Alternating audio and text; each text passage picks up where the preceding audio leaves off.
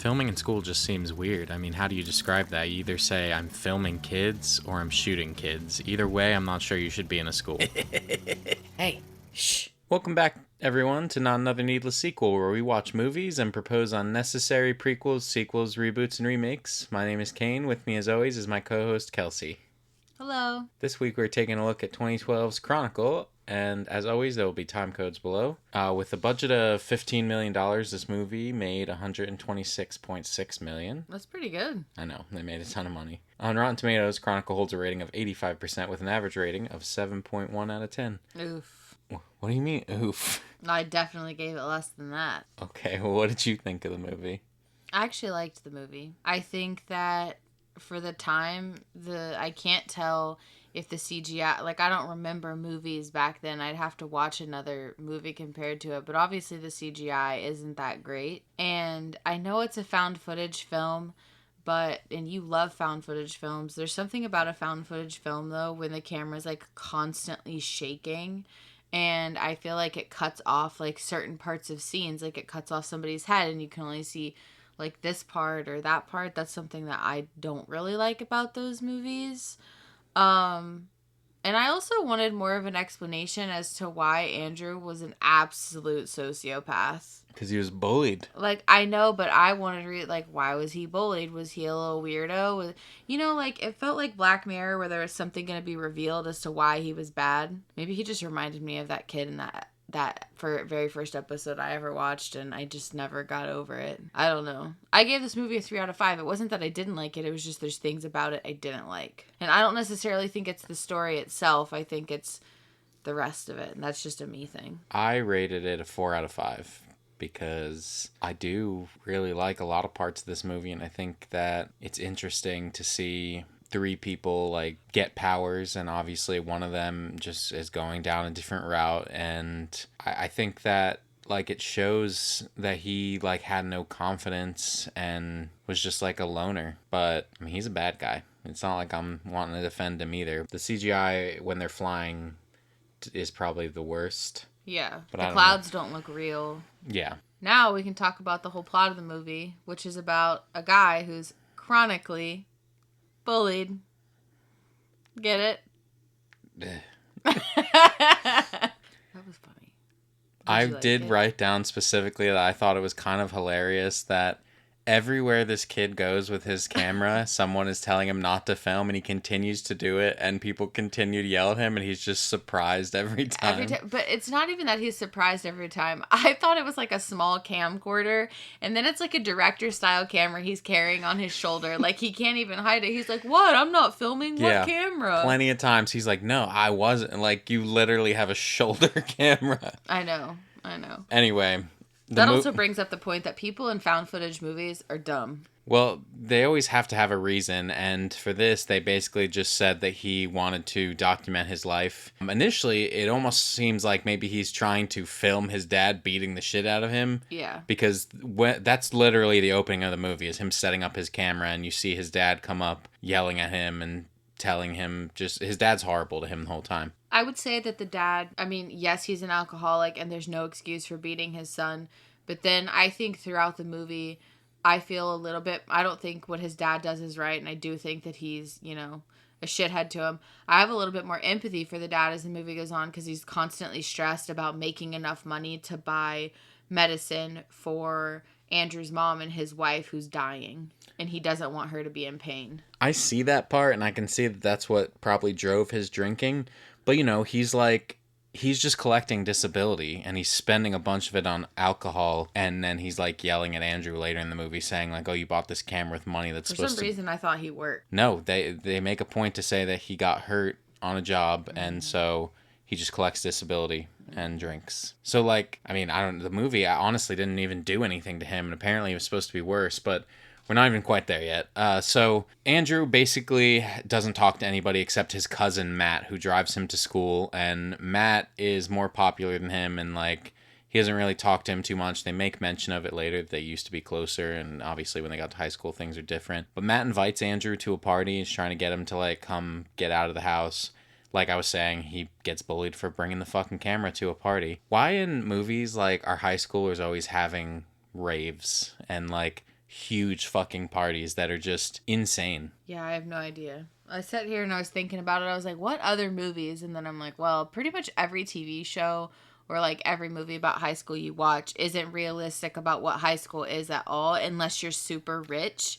Because it's always at like this giant mansion at a house I've never seen that big, like in person. And so I don't know if it's just because they live like in a city and maybe schools are different. Well, they actually did it in an abandoned barn in this movie, but Yeah, they did because they drove by because that's where the thing was. But what I'm saying, it's like it always just seems like. Yeah, but I was talking about the house party later in the movie. Oh yeah. Well, it just makes you wonder like who's paying for all the stuff that they have out there. Like they have DJs, they have lights, they have all kinds of That's party what I'm favors. saying. Yeah, Ridiculous. It doesn't make sense. Like it wouldn't be as exciting if it was like the house parties that I went to in high school, which was literally just a bunch of people kind of quietly sitting around a living room drinking. Yeah, I went to a lot of bonfire parties. And those are just not as cool. But yeah, it wouldn't work just on stand camera. around a fire and drink. Like it wasn't like that, you know. So at this party, once he gets kicked out, another kid who's more popular, Steve, comes out and sees that Andrew has a camera, and he asks Steve to come with him because apparently Matt and Steve found something in the woods. Which, again, what are you doing at this party that you're just wandering around the woods and you found a hole?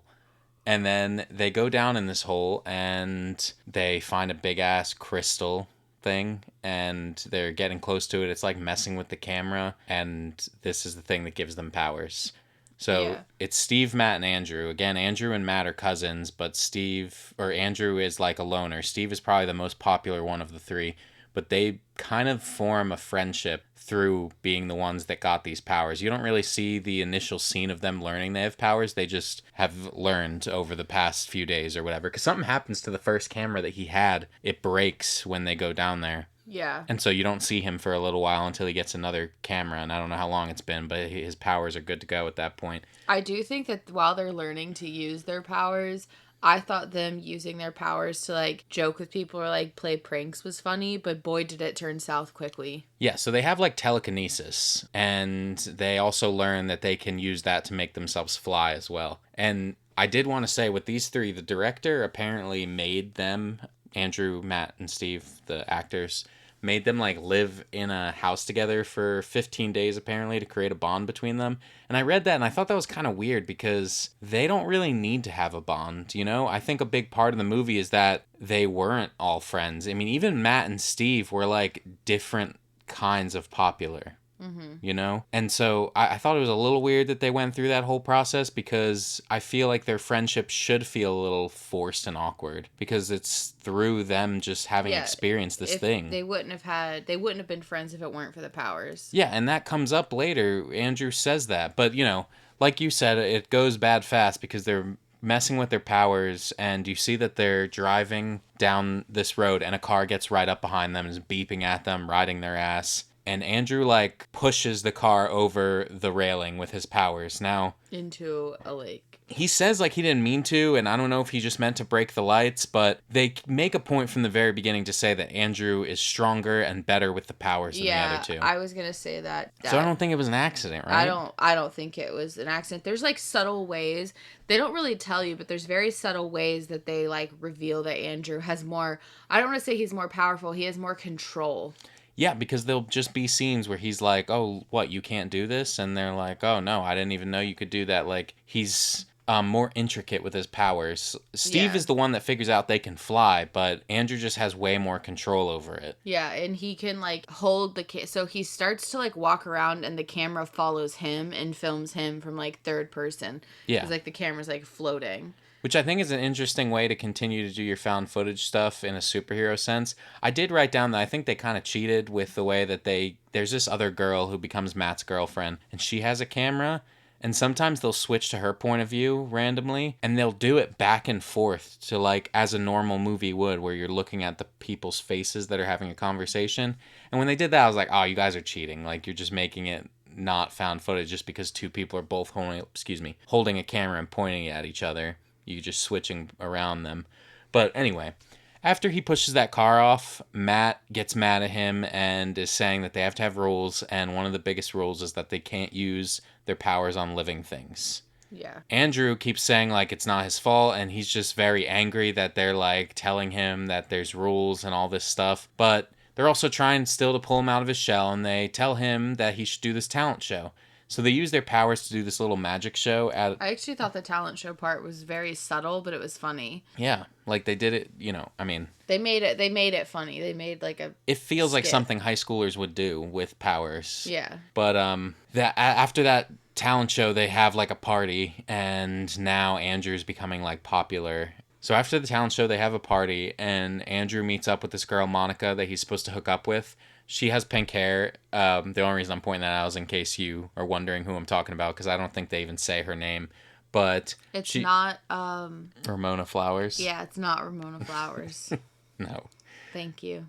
Yeah. So Monica's played by Anna Wood, and Anna Wood is actually, I don't know how to say his name, but the guy that plays Andrew, Dane DeHaan, that's his real life wife. Did they meet here? No. They was married before. Yeah, which is nice since they had to do a scene of him throwing up on her. I mean, you don't see anything, but that's what happens is they go off to a room to have sex, and next thing you see is her running out of the room, and he puked on her while she was blowing him. And then he's immediately just shunned, which I think is a little weird. Like, it's gross, sure, but honestly, if somebody told me that shit at a party, I would just be like, ugh. And then I would just move on. Like, I know. I wouldn't be like, oh, what a fucking loser. That honestly is the tipping point for Andrew. That sends him over the edge. Well, not to mention, Steve goes to him and tries to, like, lighten the mood by making some kind of joke about it.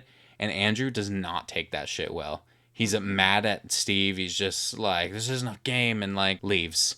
And, yeah, he's already just, like, always in a horrible mood because his dad is constantly yelling at him. His mom has cancer. He's got a shitty life. He has no friends. And that he is aware that Steve and Matt are really only his friends through circumstance. And you see that he's not well. I mean, you see him, like, pick up a spider with his powers, and it's a spider. But when you start doing shit like this, there's a problem.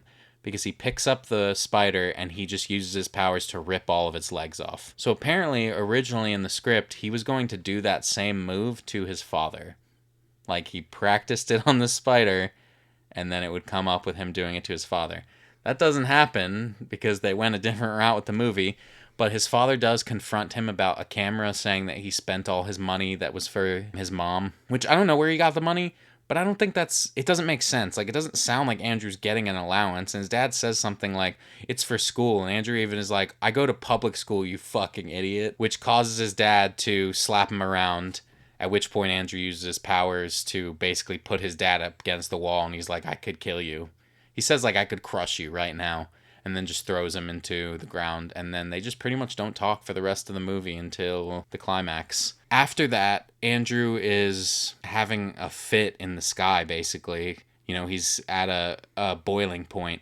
And Steve goes to him to try and talk to him. And there's like a lightning storm happening. And they're arguing. And then lightning hits Steve and kills him. Matt accuses Andrew of having done it. And Andrew says no, but there's a scene later on where he's talking to Steve's grave and he says, like, I'm sorry, like, can you forgive me or something like that. So, like, do you think he did it? Yeah. He, like, directed lightning at him? Yeah. Like, there was already lightning? You think that's how he did it? Yeah. That's crazy to think they... Like, I thought he killed him from the beginning. I don't know. I've never seen, and I'm not saying it hasn't been done, but I've never seen in a comic or a movie or anything, like, a superhero or villain with telekinesis redirecting lightning. That's fucking cool, but also horrible. Steve is like the best character in this movie. Like, even though they're only friends through circumstance, honest to God, Steve felt like he wanted to be Andrew's friend. Yeah. Like, it wasn't, like, even though they only met because of this, he was, like, excited about it. Whereas he talked to him about personal stuff. Yes, it shows that too, as Steve starts to pour out his heart a little bit to Andrew about his family. He listens to Andrew. Like, it makes it so sad. And you can see that when Andrew's apologizing to his grave. Like, he feels bad about it, but he lost control. He's too emotional for these powers. Yeah.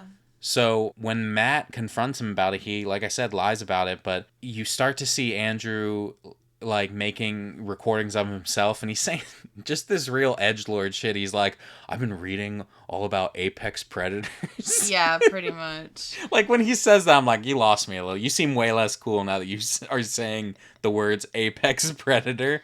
Yeah. But he does think of himself as like a god. Like he's stronger than everybody. He doesn't need to deal He with can put a anyone. force field around himself and nobody can hurt him. I think that's one of the coolest things too, is he mentions that, like, that, you can concentrate. He's trying to explain it to the other guys and they're not getting it. But he like has this natural, I don't even know what to say. Like, I feel like it would be easier for him to use his powers that way because he is a loner and already has like a barrier or a wall up. He even is, somebody says to him at one point about how it's weird to film with a camera, and he's like, or they say to him, having that camera up and filming everything, that kind of puts a wall between you and somebody. And he's like, yeah, I like that. But so you see a scene where he's like walking and crying, and you can just see, because he's filming it, his feet, and he's like stepping into puddles, and the puddle is just splitting around him. It's like he's constantly got his barrier on. Yeah. Because he's now in this, like, Steve is dead, Matt doesn't want to talk to him, his dad doesn't fucking talk to him, his mom is dying, he has nothing. He decides also that he's gonna start robbing places for money. He goes to rob these fucking dudes that hang out around his neighborhood. He needs to rob the place to buy his mom's medicine. Yeah, like he lets his dad get to him about what he was saying. When he robs those people, it's not enough, so he immediately goes to a gas station. He fucking just throws this gas station attendant with his powers into the wall, opens up the register, and money flies out into his bag. And then this gas station attendant chases after him with a shotgun. You're out of your mind. If I feel myself get pushed into a wall, I'm out of here. Yeah, you can have it. Yes. This guy chases him with a shotgun outside, and as soon as he aims it at Andrew, Andrew turns around and throws the shotgun out of his hand, but the guy's already pulling the trigger, and I guess it hits like a propane tank. Well, it's a gas station, so it has to hit probably the gas pumps, is my thought. Because it hit the actual building. So I think that there was like one of those cages that have like propane tanks in it, you have to like pay for, and they but obviously that led to the whole gas station exploding. And Andrew's severely injured and burned. Yeah, which maybe he lost, like he's not good at holding his barrier. It's not that close. I think he doesn't have it up all the time, and he was surprised, and so it's like when he's like, I mean, he must have had powers, something because he's fine, like. Yeah, that's true. He's wounded in the hospital. But yeah, so his dad goes to the hospital to his son's body that's just like burnt to a crisp. I mean, I say that, but again, he seems fine, honestly. He's just got some bandages. But still, his son's unconscious there, and he sits down in front of him, and he's basically just like, this is all your fucking fault, you piece of shit. Like, he was sad at first, but yes, his mom died. Yes, when he was already out. And that's like another last straw for him. Even though he's unconscious, I'm pretty sure he hears it, because the next thing you see is he fucking wakes up when his dad like stands up in anger, and he just blows the whole hospital fucking wall out. And he throws his dad out the window. Yeah, but when he's holding his dad, he's like, this is your fault. Like, and so I think that he's blaming her for the mother's death. He drops him from the hospital tower, and Matt flies in and saves him. So Andrew and Matt have a whole fight, and Matt actually, when this is all happening, he's with his girlfriend and his nose starts bleeding, and he says like, I can hear him, and they make mention of that before. It's like they had some kind of connection, the three of them, because they all got their powers from the same spot, because they can like hear each other and they know when each other need help, I guess. And like when one of their nose bleeds, the other people's nose is bleeding too, if it was something too much. So the fight, I think, with Matt and Andrew, I thought that was really cool. It was really cool. And I liked that Matt like knows he's not strong enough, but he distracted Andrew enough to be able to kill him. Yeah, but throughout that whole fight, you're seeing, like, because again, it's found footage, and I guess this goes back to the cheating aspect that I was talking about, but for this, I liked it. It switches between, like, a security camera at the hospital, there's other people recording. At one point, Andrew, like, pulls all these phones and cameras off of people standing at the top of the Needle in Seattle, and he just has them hovering around him, so you're seeing all these different, like, angles and camera types. And I thought that was really cool, the way that they did that. Like, the fight looked a lot cooler than I expected it to be when it was two people with telekinesis. Because two people with just telekinesis, that battle can quickly become just like two people with their hands flat against each other. Mm-hmm. Both pushing. It'd be like that scene in Revenge of the Sith when Obi-Wan and Anakin are fighting, and then they both go to use the Force. But if it's just that, no lightsabers. Yeah. Anyway, he kills him because he's down in front of a building. He's fucking screaming and just breaking shit. And Matt's telling him to stop, slow down, calm down. And he just uses this statue that's in front of the building that has a spear, and he impales Andrew. In an epilogue, you see Matt is doing what they had talked about in traveling the world. Now the high school's over with, and he brought Andrew's camera to Tibet, where Andrew really wanted to go before he was crazy. And I guess nothing for Steve. End scene. Poor Steve just wanted to be a politician. He did. He had an election coming up. I think it was for, like, student... It definitely was. Yeah. I just was saying that. My last few pieces of trivia are all just here at the end. So this film has no original score. It only uses sources such as radio and iPods to generate music. Interesting. And then for... Which iPod you think? Like the Nano or... In 2012? Yeah. I had an iPod probably Nano. iPod Touch in 2012. I guess so. The film has no original score, I already said that, sorry. For budgetary reasons, the film was shot primarily in Cape Town, South Africa, and American-style vehicles had to be shipped in for production due to the fact that their vehicles drive on the left. For budgetary reasons. I read that and I was like, what are you talking? So because... You shipped vehicles? Yes! Are you telling me that was still cheaper? Because that's crazy then, that cities can charge you... Like, to film in Seattle was more expensive than flying everyone to Africa and also vehicles. Yeah, I guess so. Crazy. The original story was supposed to have the trio becoming psychopaths because of their powers, but it was soon changed as it was too dark and also would not really make sense to the plot. I agree. I mean, I get, just three of them just becoming like, powerful. Whoa. I don't know where it's going if the three of them are just killing everyone. Yeah. But they could have done it. I'm pretty sure we've played a variation of this game before, so it's everybody's favorite returning game. Heroes Gone Bad. Oh no. Oh no. You do it like Baby Bowser? Oh no. I just picked 4 superheroes, 2 Marvel, 2 DC, and even though they have been evil before, I'm just going to ask you your opinion on how do you think it would go if they were evil, because this is almost an evil superhero movie. Okay. Batman? Can be stopped. Can be stopped? Yeah. I think he can be stopped, but what I think is worrying about Batman is that he spends all his time creating contingency plans on how to take everyone out, and he also has a contingency plan for himself, and if his contingency plan is activated, that's more dangerous, because his contingency plan for himself was that he created a robot clone of Batman that will stop him, but that robot clone is evil. And he doesn't remember he made it, because he erased his memory so that he wouldn't have to wouldn't be able to beat it. Interesting. No contingency plan for the contingency plan. Genius, genius, genius. I think he could be stopped, but I think it'd have to be quick. They'd have to learn he went evil and quickly hurry up and deal with him. Yeah. Spider-Man? Can be stopped. Can't. He's fast, he's smart. They have overpowered Spider-Man to a crazy point. He's not a god. He can fight gods. Doctor Strange could stop him. Did Doctor Strange stop him? Wanda could stop him. I don't know. I'm a bit partial. Iron Man could stop him. How about Captain America? Ooh. Well, yeah, because that'd be like a Bucky. He could be stopped. He's just a super soldier. He's fine. Just a super soldier. Yeah, he could be stopped. That's the Star-Spangled Man with a plan. Okay, but he wouldn't be a Star-Spangled Man with a plan if he was evil. Well, yeah, he'd be Hail Hydra. Yeah, he could be stopped, I guess. But it would take, somebody who's willing to do this all day. Yeah. Superman? I mean, Batman, Kryptonite. It's been done. It's been done so many times that it makes his evil version seem like less of a threat. Yeah, I mean, I think Superman's probably the most, overpowered and powerful and, can't really be stopped, but everyone seems to know about Kryptonite, and it's a whole thing. But just imagine, for instance, in the last Superman movie, when he found out that they took Krypto, what if instead of busting in that office and yelling at them, he just busted in that office and just ran clean through Lex Luthor into a pink mist? Yeah, he could have. He could have turned him into chocolate and ate him. Yeah, they wouldn't have well, okay. Get it? Get it? Yeah. Anyway, Chronicle 2 has been discussed and a script written, but things seem uncertain with the last bit of news being in 2021 when a female-led sequel was officially announced by producer John Davis. It was supposed to be set 10 years after the events of the first film and deal with topics such as fake news and cover-ups. When I read that, the moment I read the phrase fake news, I was like, I don't want this. This is ass.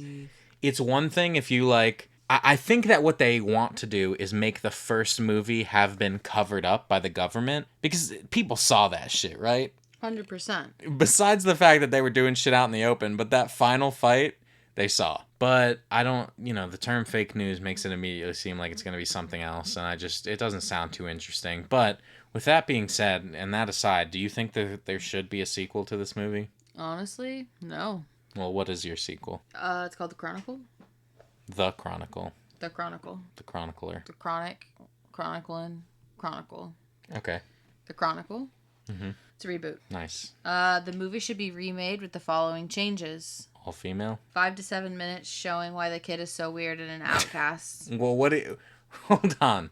What is going to be the reason? Because I want to know, like, I just felt like he was unbelievably bullied for no reason. And sometimes there is no reason, but I think that in this instance, Andrew was a little freak. We didn't mention Andrew it, but remember he weird. Pulls out the teeth of his bully? Yeah. Towards the end, and he talks about it. He films it. And yes. He's like, see, I only got a partial on this one. There's like... Yeah. It's a very quick scene because that bully has bullied him several times in the movie, and randomly the scene just happens. He's just walking down the hallway, and he's like, oh, hey, man, and just fucking rips his teeth out. How about something in, like, childhood that makes him see that? And how he has psychopathic tendencies from the beginning. Okay. 2, a group of 4 go down to the crystal thing, and only 3 get powers, while the other seemingly is unaffected, which will create a rift. 3, while exploring their powers, they try to help people, but psycho tendencies are noticed, but he does them in private. So, like, his friends don't know about it yet. I think Andrew should keep his... I mean, he does to an extent in this movie, but... But you can help people and then still, like, be a shithead about it, and... Yeah, like, he would, like, say he would run that car off the road, right? But he would do it when nobody was around.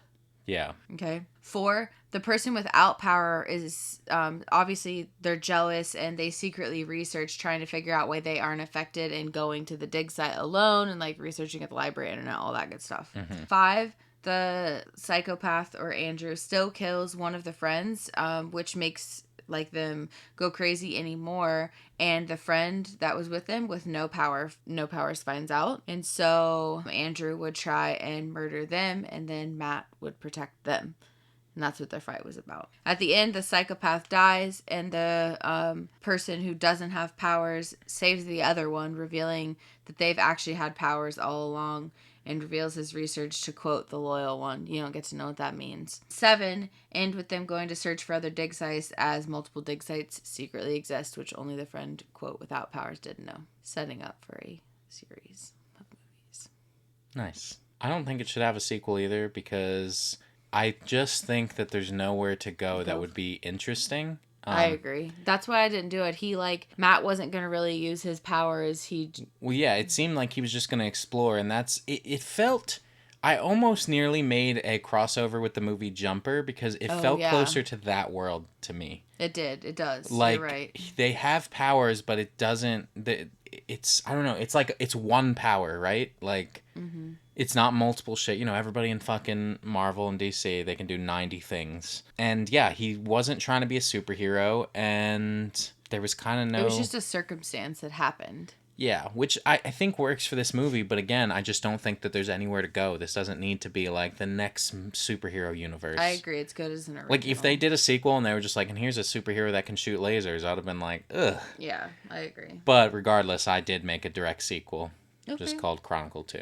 Electric Boogaloo? No. So we flash back to the military the very next day after the boys discover the crystal. The movie won't be found footage as the military secures the area, removes the crystal, and collapses the tunnel. So, there's a scene of them going back to the tunnel, and it's just... collapsed. Yeah, which I think the crystal did it, but I'm just going to show that the military went in there, grabbed the crystal, and then, TNT'd the hole, just collapsed it. Once the crystal is secured, they begin their tests as the events of Chronicle happen. They find nothing, believing the crystal to be useless. Years later, a military scientist named Arthur is given the task of working through several failed military programs and cataloging them. Arthur eventually finds himself at the military site housing the crystal and is left alone to survey the site and the equipment. The crystal was studied under Project Legion with nothing found. Arthur eventually begins hearing a low hum from the crystal and is drawn to it. In the equipment, he finds an old camera that appears to be broken, but just then he believes he hears a voice from the crystal and touches it. A shock is sent through his body, and just then the old camera activates and begins floating as the film changes to found footage. Over the next several days, we see a change in Arthur as everything seems to bother him, and he is being influenced by a voice that we can't hear in the crystal. It's the distorted voice of Andrew, which causes Arthur to begin to feel worse about himself and his life, leading to him becoming angry and violent. Eventually, he begins using the same powers Andrew did, and in the same manner. In the film's climax, Arthur is fired and begins destroying the lab where he was working, and it escalates into him standing off with the military until Matt shows up, grabbing Arthur from the scene and flying off. Matt tries to talk to Arthur, but Arthur is just Andrew now, or so it seems.